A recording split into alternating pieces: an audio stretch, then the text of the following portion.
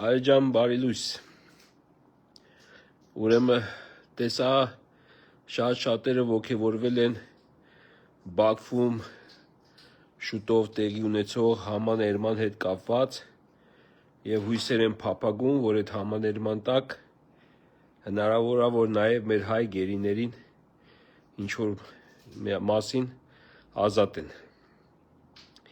Որոշներն էլ վերլուծում են, որ դա հնարավոր է Բաքուն անի, որպեսզի աջակցի իր համախոհին, Ալիևը աջակցի իր համախոհին, իր ընկերոջը, իր հարազատին, իր արյունակից հարազատին, այստեղ այդ աթոռը բազմած հողատու Հերիտիկոսին, բայց մի հատ շատ կարևոր ու շատ վտանգավոր բան եք բաց թողում։ Այդ տեքստը ուշադիր կարդացեք, թե ովքեր են ազատվելու։ Այնտեղ պարզ ասվում է, ուրեմն Ղարաբաղյան շարժման և հայկական ագրեսիայի արդյունքում տուժած ուրեմն ադրբեջանցիների հարազատներին է դա վերաբերում։ Ինչ է դա նշանակում։ Իհարկե մեր ազգին բնորոշ կարճ հիշողության պարագայում զարմանալի չի, որ շատերը նույնիսկ չհիշեք, ովքեր այն ժամանակ արդեն ծնված են եղել, էլ չեմ խոսում նրանց մասին, ովքեր դեռ չէին էլ ծնվել, այսինքն այդ անկախության տարիների ծնունդները։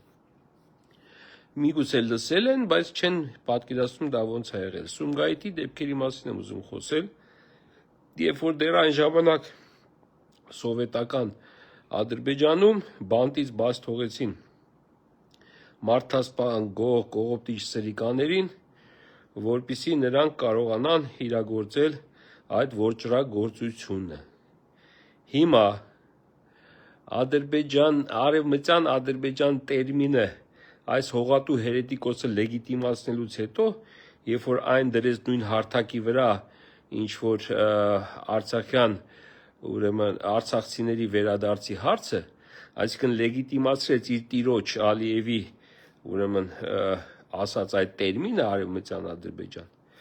Պարզ է, որ դրա մեջ մտնում են հենց այն մարդիկ, ովքեր իբրև տուժել են հայկական ագրեսիայից։ Այսինքն, երբ որ նրանք խոսում են 100,000 այստեղ մարդ բերելու մասին, եւ այս Հերետիկոսն էլ դա ինչ-որ բան է անում, ինչա լեգիտիմացնում է իր խոսքով, ապա տեսեք ինչ է ստացվում, այդ հարազատ կոչվածները հենց այս ագրեսիայի տուժածների հարազատներն են իբրև թե։ Այսինքն մարդասպան նույն սցենարով գնում են առաջ։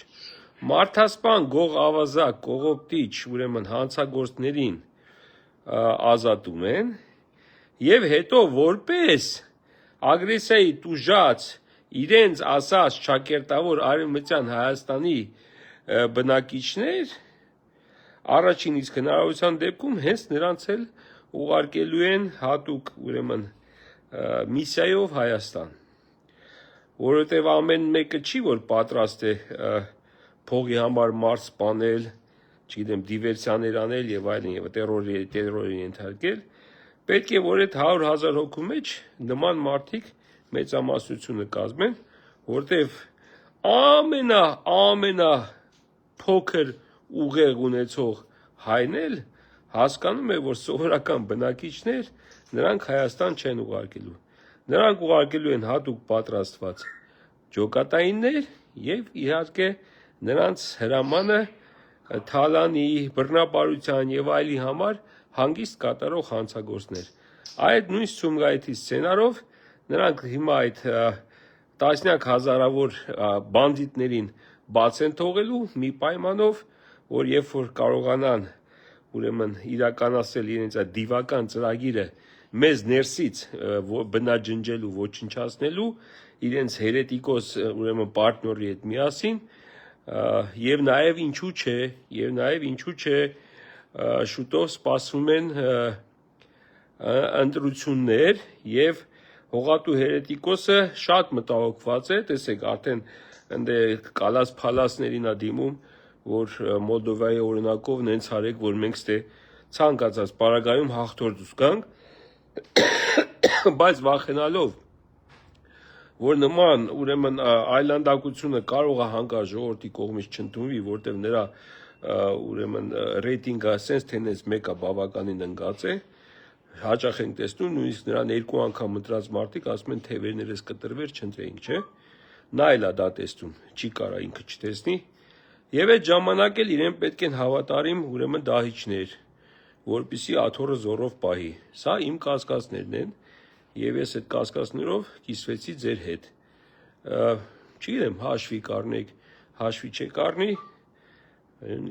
մեկ անգամ եւս հիշեցնեմ,